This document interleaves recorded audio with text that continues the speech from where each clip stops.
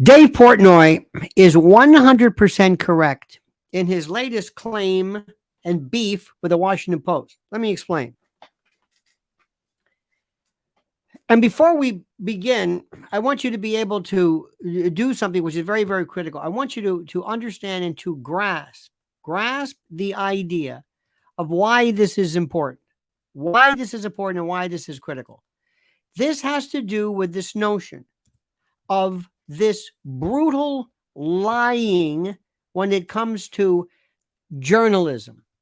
Journalism is one thing. What I just did right now, I'm always checking. I'm always checking what I say. Get the right name, the right whatever it is. Dave Portnoy, again, and let me just say this off the bat. I don't know if this matters because I'm not one of these fanboys. I'm not one of these people. I'm not a Tucker who sits there and says, that's not me. That's not me.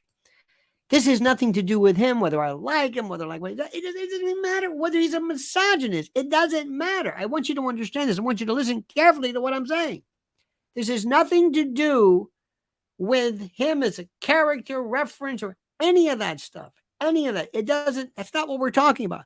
We're talking about journalistic terrorism, journalistic libel. We're talking about something which is just unfair from the once vaunted and esteemed and storied Washington Post. So first, let me stop right there. Let me let me thank you for watching this. Please ask that you like this video, subscribe to the channel. And for those individuals who recognize that before you know it, sooner than later, there is going to be some kind of a food disaster and store collapse. And you are going to thank Almighty God that you were smart enough to go to preparewithlionel.com and start off your food preparation, food storage quest using preparewithlionel.com as your starter piece, so to speak. Preparewithlionel.com, critical. Save $200 off a 3-month emergency food kit. This is not some, banana chips and some dry macaroni. We're talking 90 days. What am I saying? 3 months, 90 days supply, 25-year shelf life, 21 varieties. This is like nothing you can do on your own. Go to preparewithlionel.com. Thousands and thousands of Americans and patriots and smart people realize there's going to be a problem. We have to act now and at least have this out of the way up to and including and when this certain time comes. Preparewithlionel.com. Do the right thing. Now, depending upon your age, in my generation, the Washington Post and New York Times, it meant something. I mean, it really meant something. These people it was really the paper of record. I know it's hard for people to believe, but it meant something. It was so important. Walter Cronkite, there still is nothing even like it. He was so scrupulous about separating this notion of opinion and commentary from news and journalism. He was probably responsible for Lyndon Johnson not running again. And that a bit apocryphal story where he basically said, we're losing in Vietnam.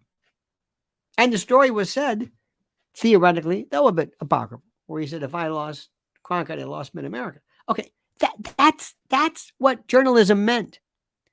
Now, in this particular case, you've got this fellow, Dave Portnoy, who's putting on an event. Now, let's talk about misogyny. What does that mean? Listen to Washington Post. You want to go after misogynists? Let's go after hip-hop music. Let's go after some country music. Let's go after music. Let's go after entertainment. Let's go after music and media that basically target children. You want to go after misogyny? Dave Portnoy is nowhere on your list. Now, I know nothing about his personal life, his relationship with women. I don't care. It doesn't matter. It's not against the law to be a jerk if that's true. But what they did was something different. Instead of them saying, the redemption of Dave Portnoy and how he's elevated his status from once a woman-hating. No, I mean, stupid, but that's at least a story. No, he's calling up advertisers. They're calling up, and they're basically this is like extortion. So Would it change your mind if you found out he was a misogynist? And doesn't it bother you that you're associating as an advertiser with this known misogynist? Who am I? Oh, from the Washington Post. You may have heard about this. Woodward and Bernstein, Pentagon Papers. Yes, yes. So tell me, aren't you afraid of you suffering commercially by being associated with this known misogynist, Dave Portnoy? That's not journalism. That's a hit job. It's unbelievable. That would be like, what are they going to do next? Put sandwich boards and go up and down the event? Do you realize? Are you, excuse me, are you going? Are you buying? Hi, I'm from the Washington Post. Can we take your picture? Oh, too late. We're journalists. We get away with murder. Just curious why you're spending money on this misogynist. Now, somebody's mentioned, tortious interference. Maybe, yeah, it's kind of interesting. Or basically, it's almost like a form of journalistic or business libel. You're libeling someone. I'm using undue influence to get you to. What if somebody called up? Let's say there's an event, and it is an event for AOC or Biden or something, and I pick up the phone and I say, "Yes, I understand this. Is this venue and this Brooklyn venue? Yes, yes. I'm calling from the New York Times or wherever you want, or Breitbart or Fox News, whatever.